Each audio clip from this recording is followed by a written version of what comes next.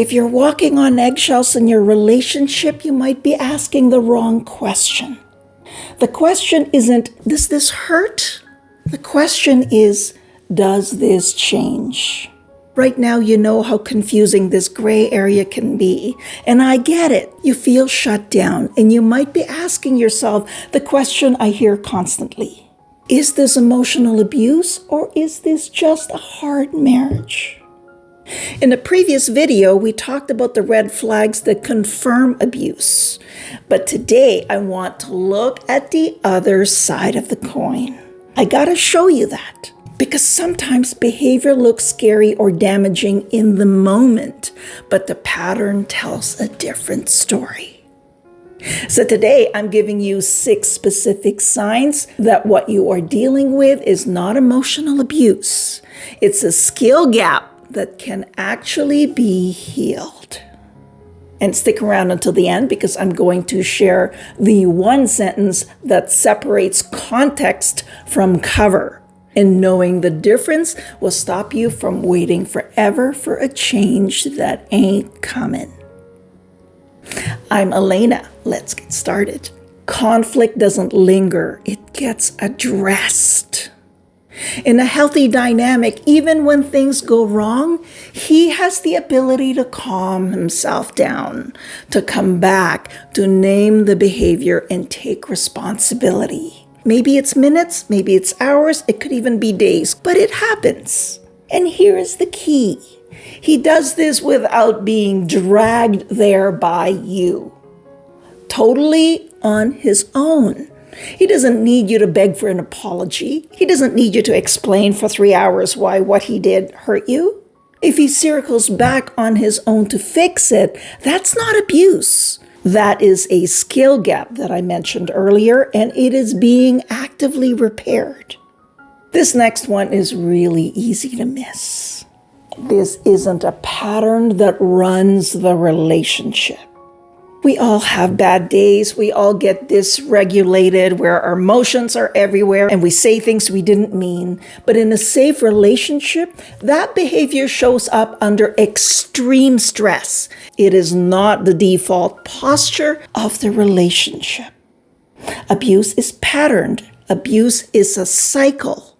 One-off moments of dysregulation, being highly reactive, those are human. If the meanness or the coldness is rare rather than the rule, there is a crucial distinction there. They're 2 very different things. Now, this next sign takes effort to see, but it's worth looking for. When you speak up, something actually shifts. This is a massive safety indicator. When you say, "Hey, that isn't okay," or "I can't talk to you when you speak like that," what happens? If it's not abuse, the behavior decreases. He stops, he adjusts. If it is abuse, setting a boundary like you did usually causes the behavior to get worse, to escalate, or he retaliates, or he denies he did anything at all.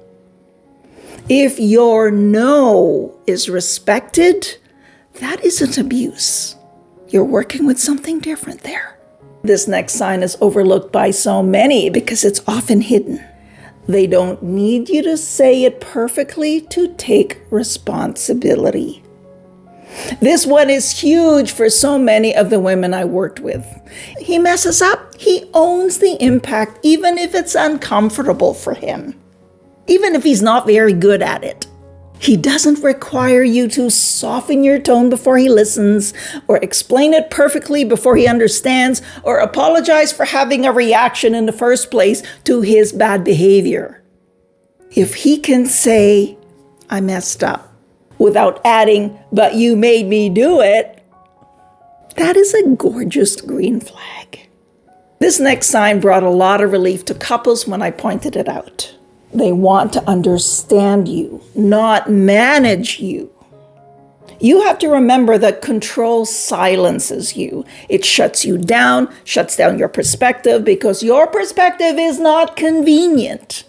That said, if you see curiosity and interest in your point of view, that repairs a relationship. Because in a non-abusive dynamic, he will ask himself why he reacts that way. He will ask himself, and even you, what he can do differently next time. If he focuses on solving the problem, not stopping you from being upset about it, that is nowhere near abuse. This last sign requires you to think bigger, but honestly, it could save your relationship. You don't have to keep hoping, you actually see it. I'm not talking about promises. I'm not talking about him suddenly having an insight or crying about how sorry he is. I'm talking about data. What does that mean, you ask? Fewer episodes, shorter durations of conflict, repairing faster, no silent treatment, or shorter segments of it.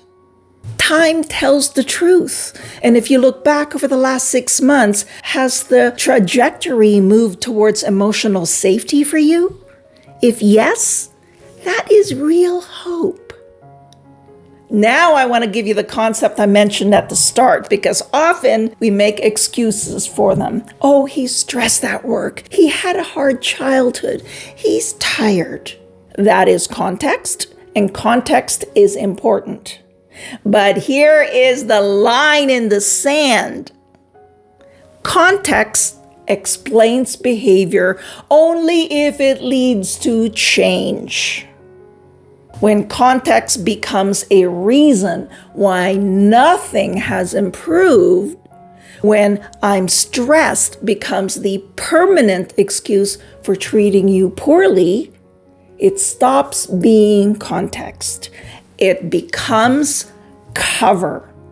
Context drives connection. Cover drives evasion.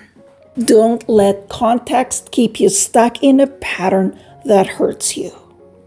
Look, I know this is heavy, but discernment and sorting all this stuff usually is. But I want you to hear this.